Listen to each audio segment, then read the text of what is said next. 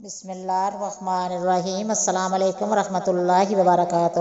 حضور کریم صلی اللہ علیہ وسلم ایک سفر سے واپس آ رہے تھے کہ ایک جگہ آپ نے پڑاؤ ڈالا۔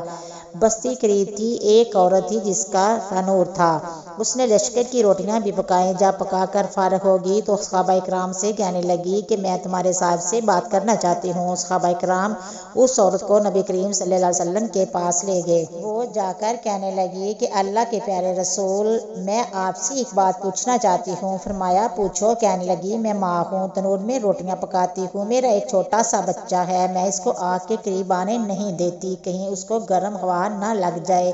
خود آگ میں ڈبکیاں لگاتی ہوں روٹی لگانے اور نکالنے کے لیے، لیکن میں اپنے بچے کو گرم ہوا کا جھونکا بھی نہیں لگانا پسند کرتی۔ فرمایا تو میں نے آپ سے سنا تھا کہ ساری دنیا کی ماؤں کی محبتوں کو جمع کر دیا جائے، اس سے بھی کئی گنا زیادہ اللہ تعالیٰ اپنے بندوں سے محبت کرتا ہے، تو اللہ پاک بندے کو جہنم میں جانے کیسے پسند فرمائیں گے۔ حدیث پاک میں آتا ہے کہ نبی کریم صلی اللہ علیہ وسلم نے یہ بات سن کر سر جھکایا، روتے رہے حتیٰ کہ جبرائیل اللہ کا پیغام لے کر آئے، میرے محبوب اس عورت کو بتا دیں کہ اللہ پاک، جس کا ترجمہ یہ ہے کہ اللہ نے ان پر ظلم نہیں کیا، انہوں نے اپنی جانوں پر خود ظلم کیا ہے، اپنے پاؤں پر خود کھلاڑی ماری ہے، کیونکہ اللہ تو چاہتا ہے کہ یہ بچ جائیں، لیکن بات یہ ہے کہ توبہ نہیں کرتے، بلکہ رب کے ماننے کے بجائے شیطان کی باتیں مانتے پھرتے ہیں اور توبہ کو ضائع کر دیتے ہیں، بھول جاتے ہیں، تو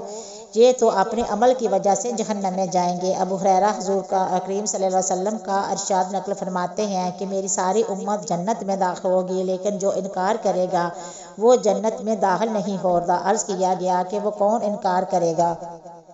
آپ نے فرمایا جس نے میری اطاعت کی وہ جنت میں داخل ہوگا، جس نے میری نافرمانی کی اس نے انکار کیا۔ حضرت جابر ارشاد فرماتے ہیں کہ چند فرشتے نبی کریم صلی اللہ علیہ وسلم کے پاس آئے اور آپ سو رہے تھے۔ ان فرشتوں نے آپس میں کہا کہ تمہارے اس ساتھی کے لیے ایک مثال ہے، اس مثال کو بیان کرو۔ بعض فرشتوں نے کہا کہ یہ سو رہے ہیں، اور بعض فرشتوں نے کہا کہ ان کی آنکھیں سوئی ہوئی ہے اور دل بیدار رہتا ہے۔ تو فرشتوں نے کہا کہ یہ ان کی مثال اس آدمی جیسی ہے کہ جس نے ایک گھر بنایا اور اس گھر میں کھانے کی ایک دعوت کا انتظام کیا اور ایک بلانے والے کو بھیجا، تو جس نے اس بلانے والے کی بات مانی وہ گھر میں داخل ہو گیا اور اس دعوت میں سے کھایا، اور جس نے اسے بلانے والے کی بات نہ مانی نہ وہ گھر میں داخل ہوا اور نہ ہی اسے دعوت میں کھایا۔ پھر فرشتوں نے کہا کہ اس مثال کا مطلب ان کے سامنے بیان کرو تاکہ یہ سمجھ جائیں۔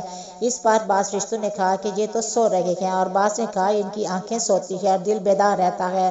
تب فرشتوں نے یہ مطلب بیان کیا، گھر جنت ہے اور بلانے والے نبی کریم صلی اللہ علیہ وسلم ہے، لہٰذا جس نے محمد مصطفیٰ صلی اللہ علیہ وسلم کی اطاعت کی اس نے اللہ کی اطاعت کی، اور جس نے محمد مصطفیٰ صلی اللہ علیہ وسلم کی نافرمانی کی اس نے اللہ تعالیٰ کی نافرمانی کی۔ اور محمد مصطفیٰ صلی اللہ علیہ وسلم کی وجہ سے لوگوں کی دو قسمیں ہیں، جس نے آپ کی مانی اس نے اللہ کی مانی اور جنت میں جائے گا، اور جس نے آپ کی نہ مانی اس نے اللہ کی نہ مانی اور وہ جنت میں نہیں جائے گا۔ حضرت ابو موسیٰ حضور اقدس صلی اللہ علیہ وسلم کا ارشاد فرماتے ہیں کہ میری اور اس دین کی مثال جس کو دیکھ کر اللہ تعالیٰ نے مجھے بھیجا ہے اس آدمی جیسی ہے جو اپنی قوم کے پاس آیا اور کہا کہ اے میری قوم، میں اپنی آنکھوں سے دشمن کے بڑے لشکر کو تمہاری طرف آتے ہوئے دیکھ رہا ہوں، میں تم کو بے غرض ہو کر ڈرا رہا ہوں، لہٰذا یہاں سے بھاگنے میں جلدی کرو۔ چنانچہ اس قوم میں سے کچھ لوگوں نے اس کی بات مان لی اور